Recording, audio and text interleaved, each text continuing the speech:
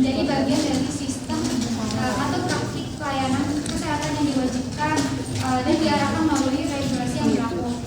Undang-Undang Nomor 36 Tahun 2014 tentang tenaga kesehatan menyatakan secara jelas bahwa tenaga kesehatan harus memberikan pelayanan secara tim dan interprofesional. Artinya regulasi ini mewajibkan kerjasama antar profesi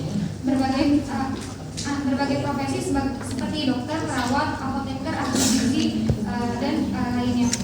Kami yang kontra dengan mosi tersebut karena apa? Meskipun sekarang sudah ada regulasi yang mengatur tentang kesehatan, undang-undang terbaru yaitu Undang-Undang Nomor 17 Tahun 2023, di sana merupakan payung hukum baru, tetapi turunan materinya belum ada yang membahas tentang IPC. Jadi undang-undang ini hanya mengatur 99 materi muatan yang akan ditindaklanjuti dengan peraturan pemerintah dan juga peraturan presiden. Namun kendalanya apa? Hingga saat ini hanya 2 peraturan pemerintah yang disiapkan sebagai turunan undang-undang tersebut. Sementara aspek professional collaboration merupakan aspek yang krusial, sehingga standar-standar kolaborasi termasuk kolaborasi tenaga medis dan tenaga kesehatan seperti dokter dengan apoteker dan lain sebagainya itu merupakan hal yang efektif untuk dirincikan secara lebih lanjut dengan peraturan pemerintah dan peraturan presiden. Namun apa? Hal itu belum ada hingga saat ini. Perkenalkan, saya Lulus sebagai pembicara ketiga dari Timko. Saya di sini ingin memperkuat kembali posisi kami bahwa peraturan perundangan yang berlaku saat ini sudah sangat mendukung kolaborasi interprofesional di rumah sakit. Seperti yang telah dijelaskan oleh pembicara pertama, bahwa Undang-Undang Nomor 36 Tahun 2014 tentang tenaga kesehatan menjadi bukti konkret bahwa negara telah menetapkan kerjasama antar profesi sebagai bagian wajib dari sistem pelayanan kesehatan.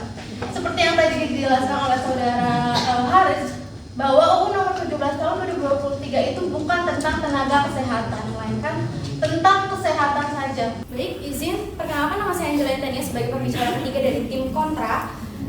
Izin menjawab tentang argumen dari tim pro, terutama pembicara ketiga menyebutkan bahwa Undang-Undang Nomor 36 Tahun 2014 masih dipakai untuk bahan argumentasi. Tapi apakah kalian tahu Undang-Undang Nomor 36 Tahun 2014 sudah tidak relevan bagi argumen kami karena bagi argumentasi kelompok antara pro dan kontra, karena Undang-Undang Kesehatan tentang kesehatan itu sudah diubah menjadi Undang-Undang Nomor 17 Tahun 2023.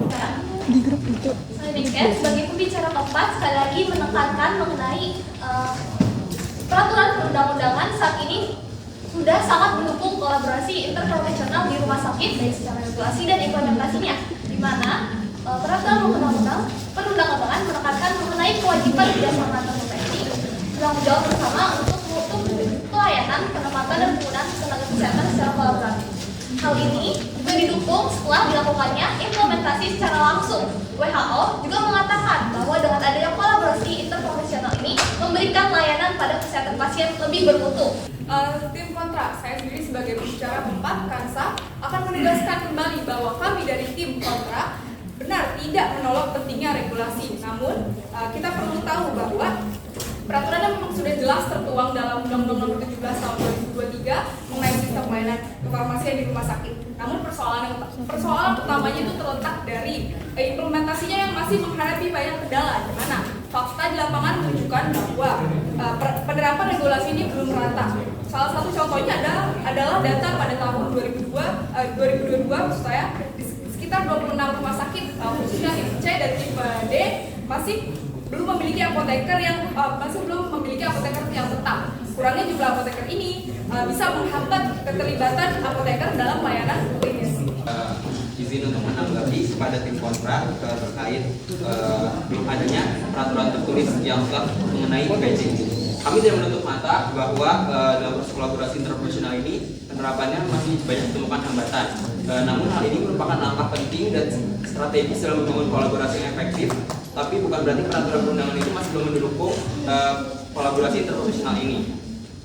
Dengan adanya hambatan itu, kita diharapkan peran sebagai calon tenaga medis juga, tenaga kesehatan, untuk dapat menerapkan kolaborasi dalam aspek di lingkungan kesehatan, misalnya di rumah sakit, karena berdasarkan data yang dilakukan sebelumnya disebutkan oleh rekan saya sebelumnya juga, itu terdapat bukti bahwa terdapat bukti yang relevan bahwa di 14 rumah sakit terdapat proses yang meningkat dalam hal kolaborasi interprofesional yang meningkat setiap tahunnya. Izin memperkenalkan diri, saya Naila dengan NRP 37 sebagai pembicara 5. Berdasarkan argumen yang telah disampaikan oleh rekan-rekan saya, sekali lagi kami menegaskan bahwa peraturan perundang-undangan yang sudah ada belum sepenuhnya mendukung kolaborasi interprofesional di rumah sakit. Pembicara 23 tadi terus menerus menekankan bahwa Undang-Undang 36 Nomor 2014 sudah sangat mendukung kolaborasi interprofesional untuk meningkatkan mutu pelayanan. Namun, rekan saya pembicara 3 tadi sudah menjelaskan bahwasanya Undang-Undang 36 Nomor 2014 sudah tidak relevan dan digantikan oleh UU Nomor 17 Tahun 2023, di mana Undang-Undang Nomor 17 Tahun 2023 ini masih belum mencantumkan secara rinci mengenai standar kolaborasi antar profesi kesehatan yang terkait dengan prosedur kerja, pembagian hak dan kewajiban kesehatan yang terkait dengan masing-masing profesi serta mekanisme koordinasi yang terstruktur. Hal ini juga didukung oleh survei PPNI dan versi tahun 2022, di mana hanya 40% rumah sakit tipe C dan D yang memiliki sistem kerja interprofesional. Dan saya izin menanggapi juga terkait dengan kesimpulan yang diberikan oleh tim pro, di mana menurut saya itu cukup kontradiktif.